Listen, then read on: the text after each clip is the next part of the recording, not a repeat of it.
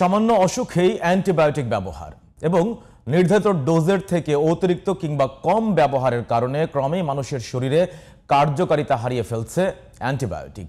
বাংলাদেশে নীরবে কিন্তু ভয়াবহ হারে বাড়ছে এই অ্যান্টিমাইক্রোবিয়াল রেজিস্ট্যান্স। এর জন্য ভুল চিকিৎসা এবং সাধারণ মানুষের অসচেতনতাকে দুষছেন বিশেষজ্ঞরা। দেশের বর্তমান ও ভবিষ্যৎ প্রজন্মের জন্য একটি স্বাস্থ্যকর জীবন উপহার দিতে এখনই অ্যান্টিবায়োটিক নিয়ে গাইডলাইন তৈরি অপরিহার্য বলে জানিয়েছেন তারা।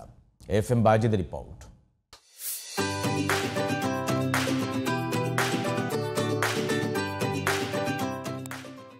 সাধারণ অসুখে অপ্রয়োজনীয়ভাবে ব্যবহারের ফলে ক্রমেই কার্যকারিতা হারাচ্ছে অ্যান্টিবায়োটিক। ফলে জীবাণু এমনভাবে শক্তিশালী হয়ে উঠেছে যে সাধারণ ওষুধে তো নয়ই, বরং অনেক ক্ষেত্রে শেষ ভরসার অ্যান্টিবায়োটিকও কাজ করছে না।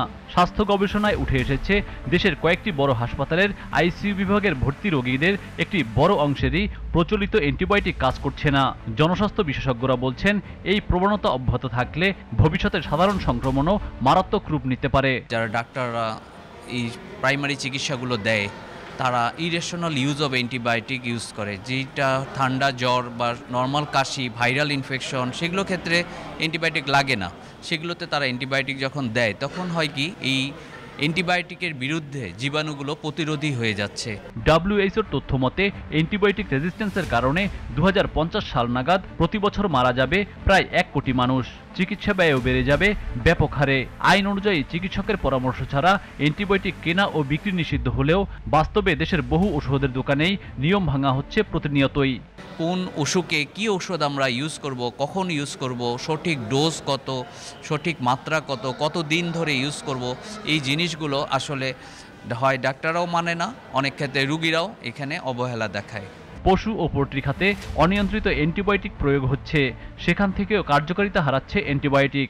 পশুর ক্ষেত্রে, প্রাণীর ক্ষেত্রে, মাছের ক্ষেত্রে যে অ্যান্টিবায়োটিকগুলো ইউজ করে আমরা ব্যাকটেরিয়াগুলোকে রেজিস্ট্যান্স করে দিচ্ছি, সেই ব্যাকটেরিয়াগুলো দিয়ে যখন মানুষ ইনফেক্টেড হচ্ছে তার ক্ষেত্রেও দেখা যাচ্ছে যে নর্মাল ওষুধে সে আর রিকভার করতে পারতেছে না। ভবিষ্যতের মহামারী রোধে সরকারকে অ্যান্টিবায়োটিকের জন্য এখনই গাইডলাইন তৈরিতে উদ্যোগী হতে হবে। অসুখের কোন অবস্থায় কোন মাত্রার ঔষধ দেয়া যাবে সেটাও নির্ধারণ করতে হবে। অপব্যবহার রোধ ও জনসচেতনতার জন্য শিশুদের পাঠ্যপুস্তকে অ্যান্টিবায়োটিক ব্যবহারের বিষয়াবলী অন্তর্ভুক্ত করা উচিত বলে মত দেন এই বিশেষজ্ঞ।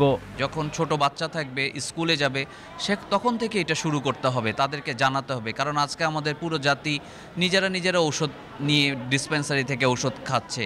এটা যে কত ভয়াবহ রূপ নিচ্ছে এটা এই গবেষণাগুলোতে উঠে আসতেছে। সরকারেরও অনেক পদক্ষেপ নেওয়ার ভূমিকা আছে, যেমন আমাদের প্রতিটা হসপিটাল, বিভাগীয় শহরগুলোতে অ্যান্টিবায়োটিক গাইডলাইন তৈরি করতে হবে, অ্যান্টিবায়োটিক পলিসি তৈরি করতে হবে।